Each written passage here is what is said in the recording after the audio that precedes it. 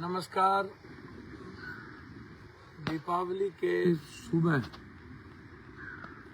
आप सबको ढेर सारी शुभकामनाएं, बहुत सारी मुबारकबाद। खास तौर पर उन लोगों को मैं मुबारकबाद ज़रूर देना चाहूँगा जो लोग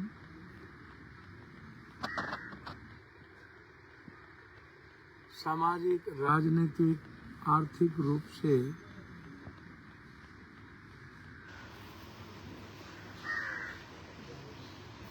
अपनी भावनाओं को समाज में व्यक्त भी करते हैं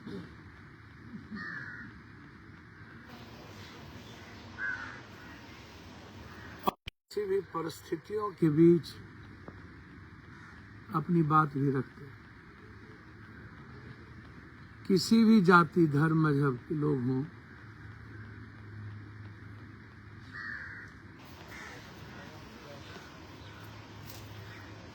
अंधभक्त की तरह आलोचना, सम आलोचना, ये सब आपके जीवन का अभिप्राय बन गया। तो हम दीपावली से ही शुरुआत करते हैं, कृष्ण के कर्मों से, कर्तव्यों से। मैं आपको एक बात बता देना चाहता हूं कि द्वारिका पर जब हमले की शुरुआत हुई थी, कल के दिन, जब दुनिया के सारे नर नारी, डेली महिलाओं को जब कैद बना लिया गया था और कृष्ण नहीं पहुंच पाए थे, तो तभी अशुभ और अशुभ के बीच एक बड़ी लकीर खींची गई थी।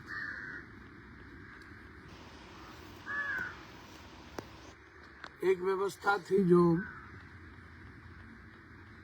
मानवीय मूल्य के लिए, धर्म के लिए एक व्यवस्था अधर्म थी, और तब नारी शक्ति का एक बड़ा उदय हुआ था। तब युद्ध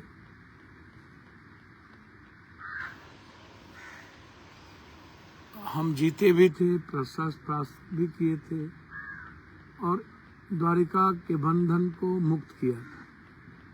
और तब से आज तक परंपराओं का यह शुरुआत चला आ रहा, इसीलिए ताकि आने वाले पीढ़ी शुभ और अशुभ के जीवन को समझ सके, मानव कल्याण को समझ सके और प्रकाश, दिव्य ज्योत को समझ सके। प्रकाश सब जो है ना, वह आम जीवन के प्रकाश के लिए यह बहुत है। इसीलिए मैं आप सबको मुबारकबाद देता हूँ, बधाई देता हूँ, धन्यवाद देता हूँ कि आपके जीवन में किसी तरह का संकट, किसी तरह का भय, किसी तरह के द्वेष, किसी तरह का कि ऐसी परिस्थिति ना आए जो आपको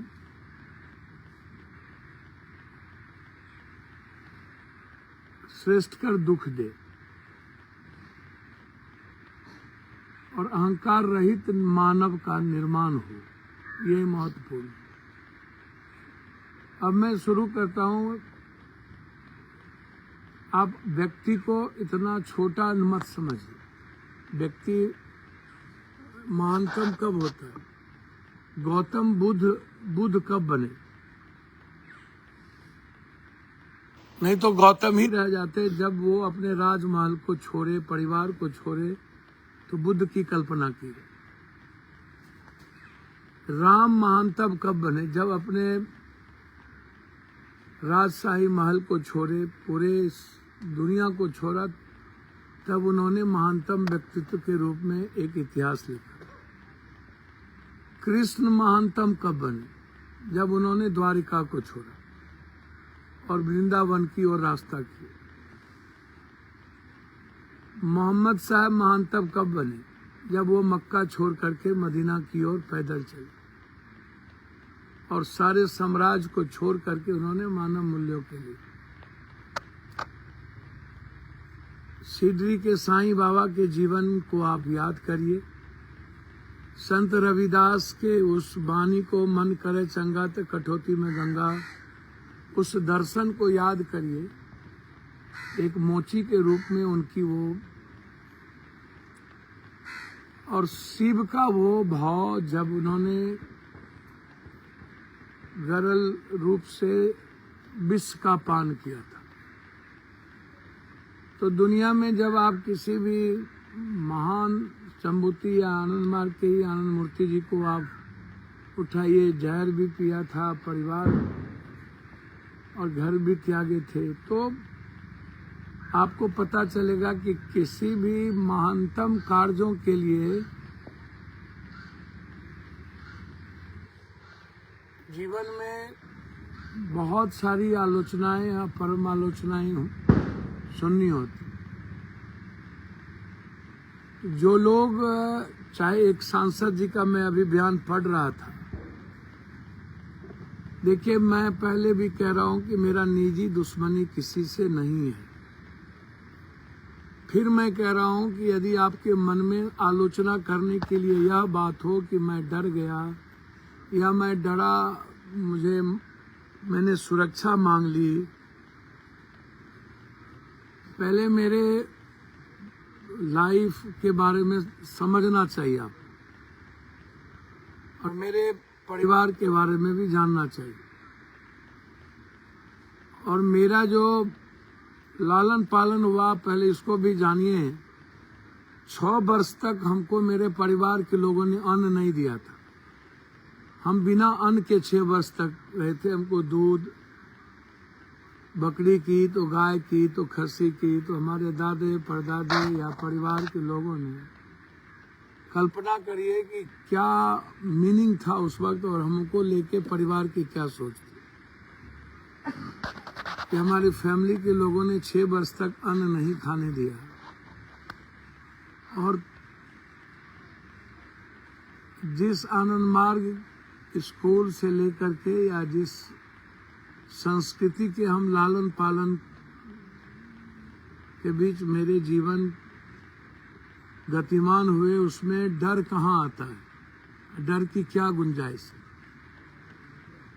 मैं दिल से आपसे कहता हूं कि जो लोग आलोचना करते हैं, गाली गलौज करते हैं, आप बहुत ताकतवर आदमी हैं या आप बहुत मजबूत आदमी हैं, तो आप अच्छा काम करिए। हम आपका विरोध तो नहीं करते हैं। क्या एक सांसद जी ने लिखा कि भारी भरकम इंसान आदमी,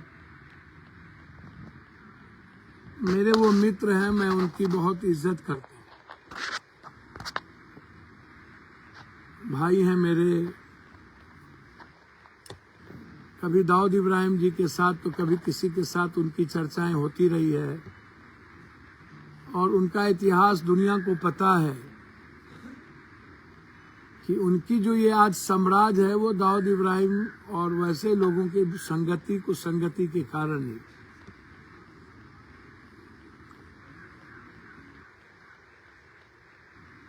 और एक बात मैं उन सभी लोगों से कहना चाहूंगा, लगभग 90-95% जो लोग राजनीति में आए, उन लोगों का बैकग्राउंड जो है वो किसी न किसी दल और जाति के आधार पर। मैं सिंगल आदमी हूं जिसका राजनीतिक बैकग्राउंड न तो जाति का है और न ही किसी पार्टी का, न ही किसी नफरत का। ना मैं हिंदू मुसलमान कभी किया, ना बैकवर्ड फॉरवर्ड। मुझे जो अच्छा लगा गरीब के हित में, कॉमन आदमी के हित में, उसमें जाति आ जाए या मंडल कमीशन या सामाजिक न्याय या कोई भी ऐसी लड़ाई, तो उसमें जाति नहीं थी, उसमें गरीब की अवधारणा था, उसमें सभी जाति के लोग थे। हाँ, वो अलग बात है कि तब पिछड़े गैर पिछड़े के बीच लंबी खाई थी, जिसमें पप्पू यादव की बात नहीं है, वो जगदेव बाबू, कर्पूरी ठाकुर, लोहिया, जयप्रकाश के पहले के इतिहास की बात है। आप इसको समझिए। देखिए, समझना पड़ेगा, अंग्रेज के समय 3 धनुष से भगवान बिरसा मुंडा ने अंग्रेज को बाहर कर दिया। अब हम लोगों के पास तीर धनुष और राइफल बंदूक से ज्यादा मजबूत हम लोगों के पास संविधान है, लोकतंत्र है, हमारा देश है, हमारी संस्कृति है, हमारे पास अध्यात्म है, हमारे पास बहुत सारी चीजें। पहले तीर धनुष से ही हम भगा दिए थे अंग्रेज को। तब तो हमारे पास संविधान नहीं था, हमारे पास लोकतंत्र नहीं था। तो आज जो लोग गाली गलौज सोशल मीडिया पर करते हैं, क्या फायदा क्या मिलता है? या जो यूट्यूबर लगातार गाली गलौज दे रहे हैं, आपको क्या फायदा मिलता है? पप्पू यादव से आपकी व्यूअर्स बढ़ जाती है, आप खत्म हो जाते हैं, आप खत्म हो चुके हैं। तो आप देखिए, आपके बारे में दुनिया को पता है कि आप किससे चंदा लिए, कौन किससे पैसा लिया। लगभग जो लोग आलोचना करते हैं, यूट्यूबर या कोई लोग, हमने लगभग लोगों की मदद की है। और हम आपकी आलोचना करते नहीं, और हम आपको मदद ही करते हैं, आपसे उम्मीद ही रखते हैं कि आपकी मदद मैं करूं। आप अच्छा काम करिए, आप जाइए, आप हम पप्पू यादव से बड़ी लकीर खींचिए। तो मैं उन सांसद जी को कहना चाहूंगा, सांसद जी 5 बार इंडिपेंडेंट एमएलए एमपी, 2 बार 7 बार संसदीय जीवन हमारा रहा। और उस संसदीय जीवन में आपको आश्चर्य लगेगा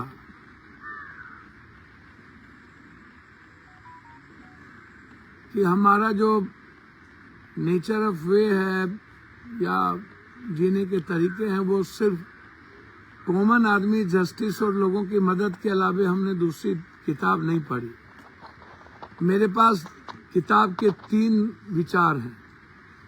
एक विचार है कि मैं इंसान को किसी जाति, धर्म, मजहब के रूप में ना देखूं और उसकी इज्जत करूं, उसके खुद से ज्यादा उसका सम्मान करूं। वो अहंकारी है या गलत है या अच्छा है, मेरे लिए कोई मैटर नहीं रखता। बस इंसान को भगवान के रूप में उनकी को देखूं। और दूसरा है कि जस्टिस हर कीमत पर पप्पू यादव के द्वारा हो, हर परिस्थिति में उसकी इम्प्लीमेंटेशन हो, उसको मैं करा पाऊं। जो व्यवस्था आम आदमी के जीवन को जीने में दुर्लभ कर दिया है, उसको मैं न्याय दिला पाऊं। और तीसरा है लोगों की कि मेरे दरवाजे से, मेरे नॉलेज में जब भी कोई बात आए, उसकी मदद किए बगैर मैं जी ना पाऊं। मैं इस 3 डिक्शनरी के अलावा मैं चौथा चीज कभी जानने का प्रयास नहीं किया, ना मुझे जानना है। विकास। और अभी हमारे मित्र अमन सिंह अमेरिका से फोन किए। कनाडा के राष्ट्रपति जॉर्जिया ने, उन्होंने तो किसी से चर्चा की कि पप्पू यादव का रेस्पेक्ट इंडिया में नहीं है, पप्पू यादव की कदर कनाडा में। कहिए पप्पू यादव को यहीं का सिटीजन ले ले, आने वाले भविष्य में पप्पू यादव यही राष्ट्रपति हो जाए, प्रधानमंत्री हो जाए। अब हमारे कई दोस्त ऐसे हैं जो हर दिन कनाडा से, अमेरिका से, आप अमन से बात कर लीजिए। अमन सिंह ITN है, अभी वहाँ के इकोनॉमी को बैलेंस करते हैं, और वो कहीं के नहीं है, बगल के वीरपुर के ही हैं उनका। मैं अभी भी उनसे चर्चा किया कि किस तरीके से IIT को पूर्णिया में लाऊं। और एक बार यदि मैं बिहार के किसी भी जिले में IIT पार्क को मैं ले आया, तो आप समझिए पूर्णिया डेवलप नहीं करेगा, कोसी सीमांचल ने पूरा बिहार आकर के सिमट जाएगा और पूरा बिहार निर्माण हो जाएगा। मैं हर दिन बात अमन का मैं आपको नंबर दे देता हूँ। आप कनाडा में मेरे 10 दोस्त हैं, उनसे पूछ लीजिए। मैं इसके अलावे दूसरी बात कभी नहीं करता हूं। जहां मेरे दोस्त हैं, उसके डेवलपमेंट के अलावे, 24 घंटा काम करने के अलावे, 3 बजे रात तक जगने के अलावे मैं दूसरी बात नहीं करता। आप उठा के देखिए किसी भी चीजों को तो आपको समझ में आ जाएगा। तो मैं अपने सांसद जी से कहना चाहूंगा कि आप तो जाति धर्म मजहब पर के नाम पर आप रसूख ले लेते हैं। आपको अकेले चुनाव लड़ने की तो औकात है नहीं, क्षमता है नहीं। या जो लोग गाली देते हैं वो लोग एक बार मुखिया का चुनाव भी लड़ना चाहिए, जिला परिषद भी चुनाव लड़ना चाहिए, तो आपको समझ में आ जाएगा कि सामाजिक जीवन कितना संतुलित होना चाहिए और आप क्या बोलते हैं, आपका जीवन आपका व्यवहार कैसा होना चाहिए। तब धीरे धीरे धीरे आपको लोगों की इज्जत करना, लोगों के लिए जीने की आदत आपको पता चले। जब वो कहावत है बांझ जाने परसौती क्या, तो आपको जब कुछ आता नहीं है तो आप शुरू हो जाते हैं। आपको प्रोटेक्ट है इस देश के बड़े दो लोगों का। सांसद जी, यदि हमें आप उस दो लोगों के तरह हमें प्रोटेक्शन मिला होता ना, तो हम बिहार की कायाकल्प कर दिए होते। और हम बिहार में कभी जात पात रहने नहीं देते, हिंदू मुसलमान की बात नहीं होने देते, और हमारी पूरी अवधारणा गरीबी खत्म करने पर और बेरोजगारी खत्म करने पर होती। आपको तो इतनी भी हैसियत नहीं है कि एक बाजार में 1100 का बीज 2200, 2300, 1300 से ऊपर में बिकता है और आप रोक नहीं पाते हैं। आप लोग तो जाइए रोकिए। डीएपी खाद, ये क्या है डीएपी खाद?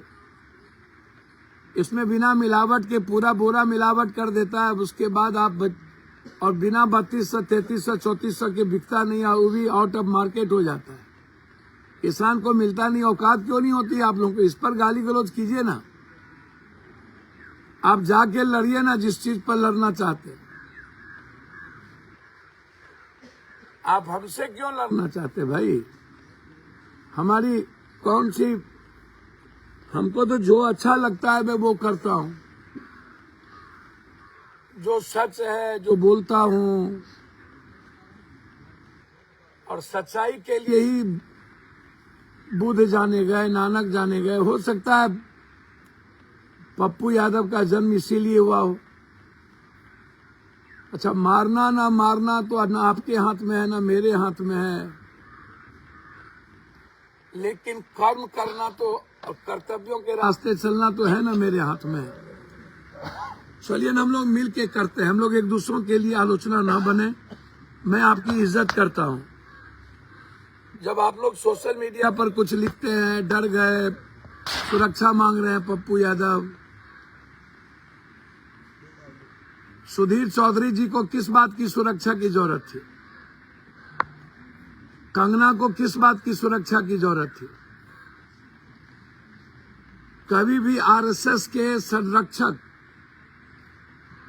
मोहन भागवत जी के पहले हिस्ट्री उठा करके देखिए, बिना सुरक्षा के चलते थे। और हमने कब मांगा आपसे सुरक्षा?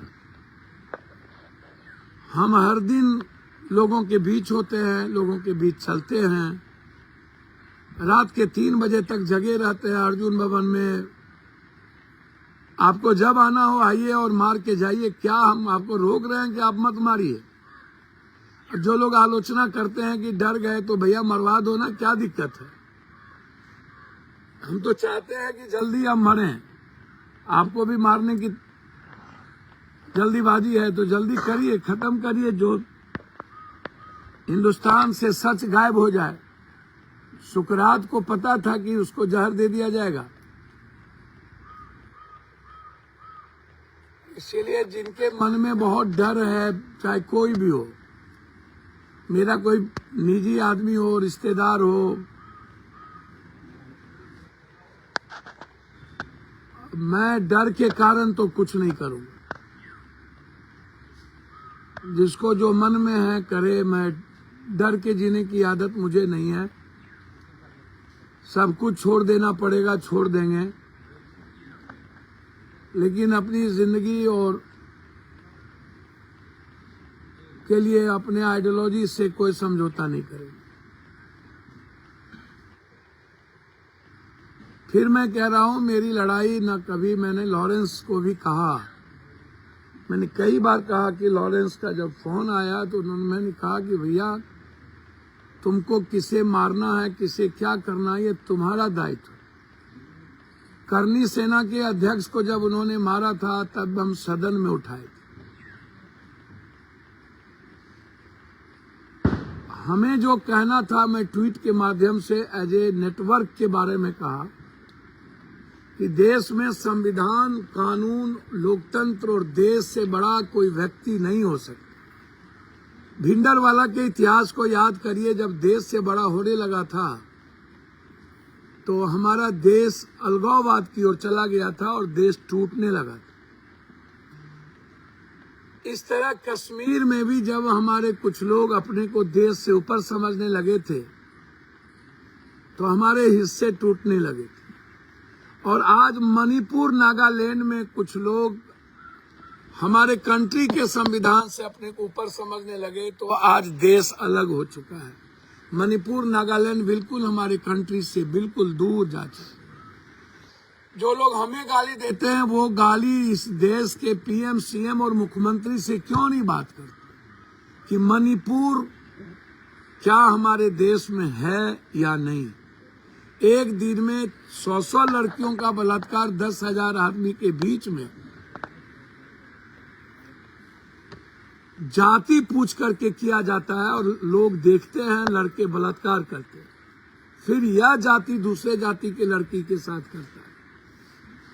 और तब हमारा देश का सेना और सब कुछ को सरकार रोक देती है और हमारे राज को बचाने की गहरी चिंता नहीं होती। तब आप गाली गलौज नहीं करते हैं। जब उल्फा का चीफ, जिससे हम बातचीत की, मैं कहता हूं, कुछ सोशल मीडिया पर कुछ लोग चलाते हैं, उल्फा के चीफ से बातचीत होती है, पप्पू यादव की किसी में होती है। जब उल्फा के चीफ किसी को किडनैप करता है तो मैं जरूर बात करता हूं, बिल्कुल करता हूं और करूंगा। उल्फा के चीफ को अलाउद्दीन के चिराग नहीं है। खगड़िया के 2 आदमी का किडनैपिंग लड़के का, इंजीनियर का किया गया था, तो मैं उसको बचाने के लिए, इकलौता माँ बेटा था, उसकी माँ पागल हो गई थी, तो मैंने उल्फा के चीफ से बातचीत ही नहीं की। अंत में मुझे जाने की तैयारी करना पड़ा। मैं कुछ भी कर सकता हूं किसी माँ की उम्मीद और किसी बच्चों को बचाने के लिए। मैं यह बात कई बार कह चुका हूं, फिर मैं कहता हूं कि लॉरेंस हो या कोई हो, इसमें हिंदू मुसलमान का सवाल नहीं है। अरोरा को जो धमकी मिला, जो आध्यात्मिक गुरु है, छोटे बच्चे, वो कौन सा मुसलमान है? आप मारना चाहते हैं या नहीं मारना चाहते, या आप जिसको जिसको मारे, मेरा कोई लेना देना ना, आप मारिए सलमान को या किसी को, हमें क्या लेना देना भाई। सरकार का दायित्व है सलमान को बचाना या ना बचाना, या किसी और का दायित्व है। हमारी हिफाजत की चिंता आप लोग मत करिए। हम 84 से 83 से कई तरह की परिस्थितियों का सामना करते हुए, हमको दिसंबर में हम 58 में हम जाएंगे। हमने कई तरह के सामाजिक खाइयों को पाटते देखा है। मैं आग्रह करूंगा हाथ जोड़कर, मैं आप लोगों के तरह जात पात नहीं करता हूं, ना मैं करूंगा। फिर मैं जो लोग जात पात की बात करते हैं उनको याद दिलाना चाहूंगा, कोरोना का समय, पटना के बाढ़ का समय, हाथ जोड़ता हूं पैर पकड़ के। जो लोग मेरे गांव या अन्य जिला आकर के नायक बनाया करते थे, आज वो लोग आलोचना करते। जब मेरा कोई परिपेक्ष ही नहीं है, बाबा सिद्दीकी या कोई, मेरा परिपेक्ष है संविधान, कानून, देश। मैं उस संदर्भ में कहा हूं। जब कोई समाज टूटने लगता है तब मैं बोलता हूं। जब देश का संविधान कमजोर होने लगता है तब बोलता हूं, या किसी समाज को कोई तोड़ना चाहता है तब मैं वहां जाता हूं, या किसी समाज को कोई ताकतवर आदमी गाली देता है तब मैं अपना विचार रखता हूं। वो भी किसी से नफरत नहीं करता हूं। आप क्यों करते? यदि हम डर ही गए तो क्या दिक्कत है? आपको इसमें खुशी क्यों है, आनंद क्यों आता है? पप्पू यादव डर गए, ठीक है मैं डर गया, तो डर गए तो मार दे। इतनी बड़ी धमकियों के बावजूद ना हम बम्बई गए थे, और 20 दिन हम झारखंड में रहेंगे 3 तारीख के बाद। हमें नहीं पता अमन साहू हो या मयंक हो, इसको किसने पैसे दिए, क्या इनको दर्द हुई। जुम्मा जुम्मा कुछ दिन पैदा हुए हैं ये लोग पतरातू में, और एक झारखंड जेल में है और मयंक मलेशिया में। उनका क्या रिश्ता किससे है, क्यों दिया, क्यों करोड़ों रुपया लिए, पप्पू यादव से कहाँ प्रॉब्लम शुरुआत हुई इसकी किसकी, मुझको नहीं पता। लेकिन मैं बहुत विनम्रता के साथ आग्रह करूंगा कि मेरी निजी लड़ाई, व्यक्तिगत दुश्मनी किसी के साथ नहीं है। मैं वैचारिक बात ट्वीट किया हूं, उसके अलावे मेरा कोई लेना देना नहीं है। मैं फिर कहता हूं कि आप जो करते हैं वो सरकार और कानून की जिम्मेदारी है, देश के आम नागरिक की सुरक्षा, चाहे वो गरीब हो या कोई आदमी हो, उसकी हिफाजत सरकार की जिम्मेदारी। उसमें मैं सरकार को आईना दिखा सकता हूं, उनके कर्तव्यों को याद दिला सकता हूं, और कुछ नहीं कर सकता। काम करना सरकार को है। न्यायपालिका और विधायपालिका यदि कमजोर हो गई तंत्र, तो समझिए कि ये भारत कमजोर पड़ जाएगा और खत्म हो जाएगा। मेरा आग्रह है कि न्यायपालिका को कमजोर नहीं होना चाहिए, सो मोटो नोटिस लेना चाहिए।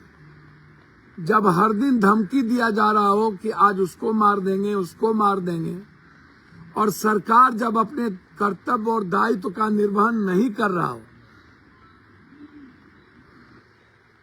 तो मुझको लगता है कि हमारे पास न्याय व्यवस्था के अलावे कुछ नहीं बचा। तो इसीलिए मैं सांसद जी, आपको अपने बेटे के चुनाव के लिए, टिकट के लिए भीख मांगना पड़ जाता है,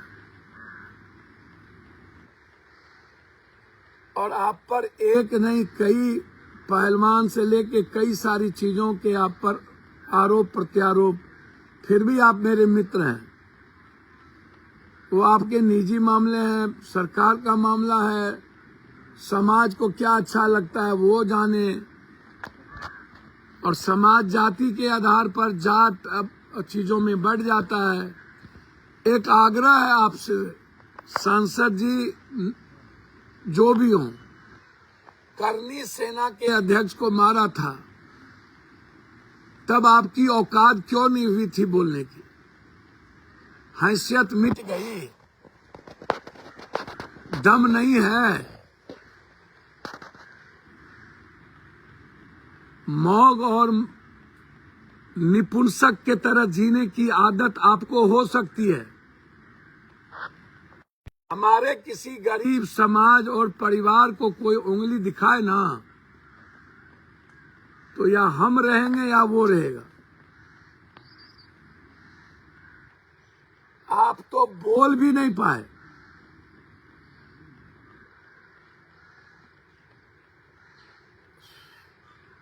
कहावत है, हसुआ के बारात में कि बिहार में खुरपी, आप अपने बिहार में जाइए ना सांसद जी, और अपना घर बचाइए ना।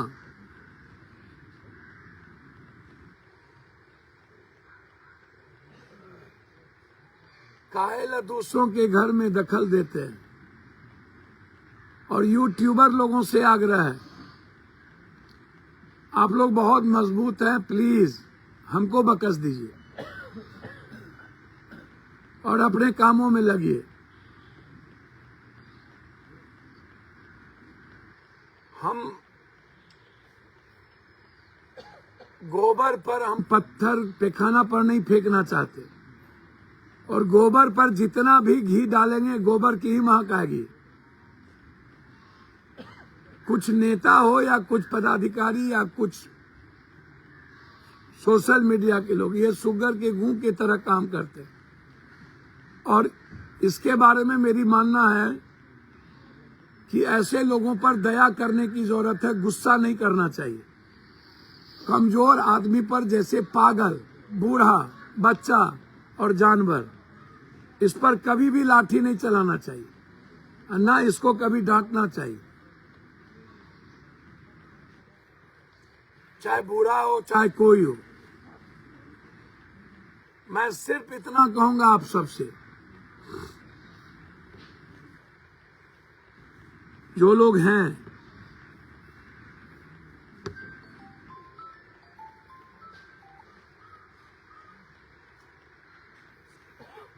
कि जिनके भीतर गुस्सा हो और अहंकार हो, वो दया के पात्र होते हैं। उसको माफ करना चाहिए, ये मेरा आग्रह है। और आप लोगों से मेरा एक विनती है, परम विनती। मैं 13 तारीख के बाद, आज 31 तारीख हो गया, देश में मैं पागल हो चुका हूं। एक मुद्दों को लेकर आप लोग जबरदस्ती सब कुछ को झकझोरते हैं। आप लोग अपने अपने पर्सनल लाइफ को देखिए, निजी लाइफ को, दूसरों के जीवन में दखल मत दीजिए। ये आग्रह है, और चैनल वाले से भी आग्रह है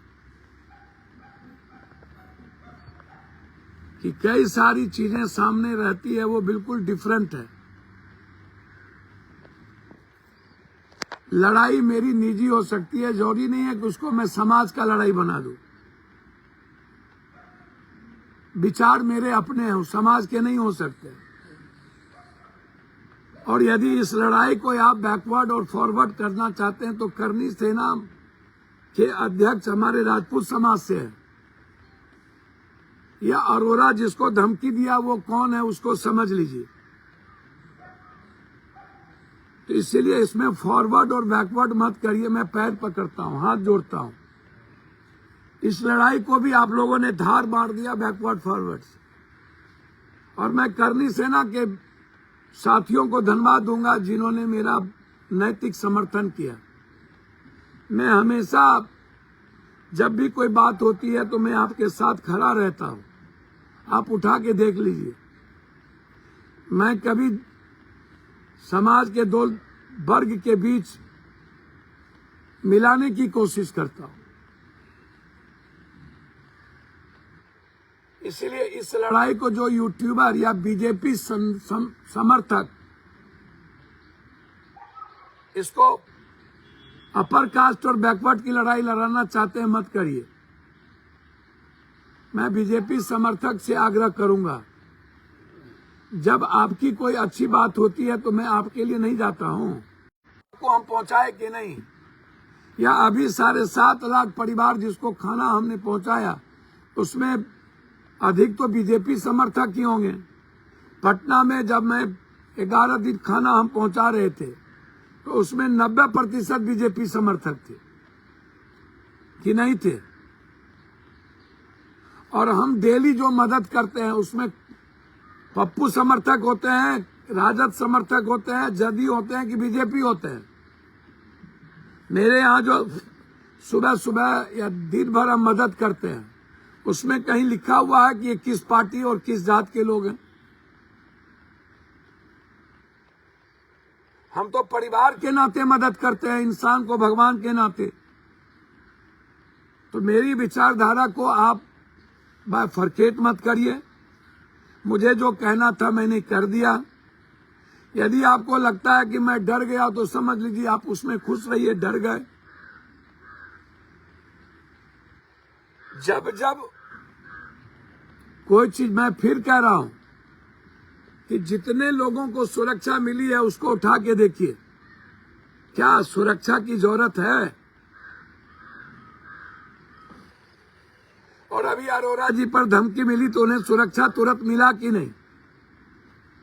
यहां बंबई आने के बाद चिट्ठी लिखे तो वो संदर्भ था कि इस तरह का थ्रेट दिया जा रहा। या जिस रात हम लौट रहे थे झारखंड से, तब हमें धमकी दी गई रात के 1 बजे देवघर के बीच। तो आप उसको देखिए, तो थोड़ा समझने का प्रयास करिए। मैं भी आपका भाई हूं।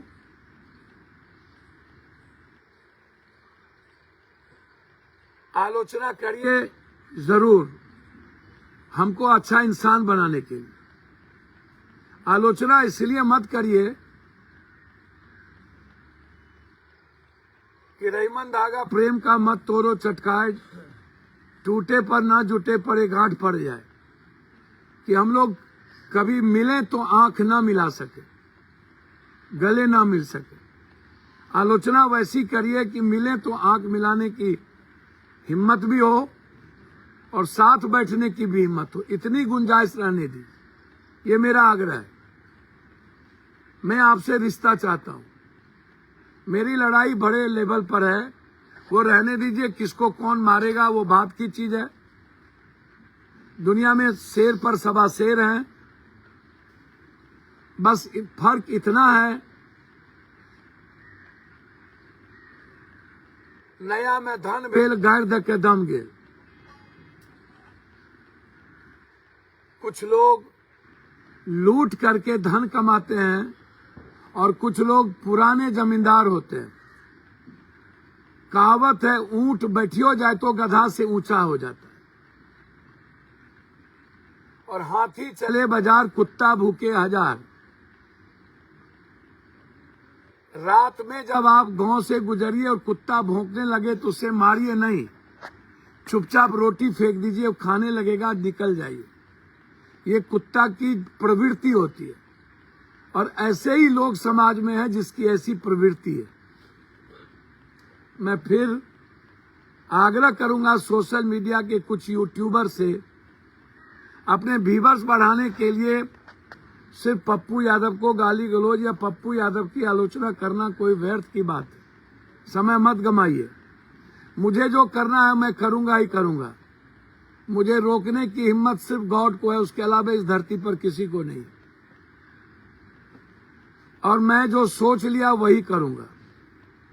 मुझे जिस रास्ते जाने हैं मैं वही चलूंगा, चाहे पूरी दुनिया से अलग हो जाऊं, बिल्कुल अकेला पड़ जाऊं, मंजूर है, लेकिन चलूंगा वही राह जो राह कंप्लीट सच्चाई का है, आम आदमी की खुशियों का है।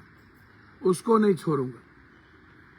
आपको मैं धन्यवाद देता हूं पुनः एक बार दीपावली की मुबारकबाद के साथ कि हमारे डर से खुशी मिले, आपको दिक्कत नहीं है। तो यदि हम इतना डर गए तो आप अपने मित्र से कहिए कि जल्दी पप्पू यादव को खत्म करें। मैं जिंदा रहा तो विचार के रूप में आलोचना जारी रहेगी। सच को जिंदा रखने के लिए झूठ को मारने की तैयारी रहेगी। धन्यवाद, नमस्कार, प्रणाम, नमो बुद्धाय, जय भीम, अस्सलाम वालेकुम।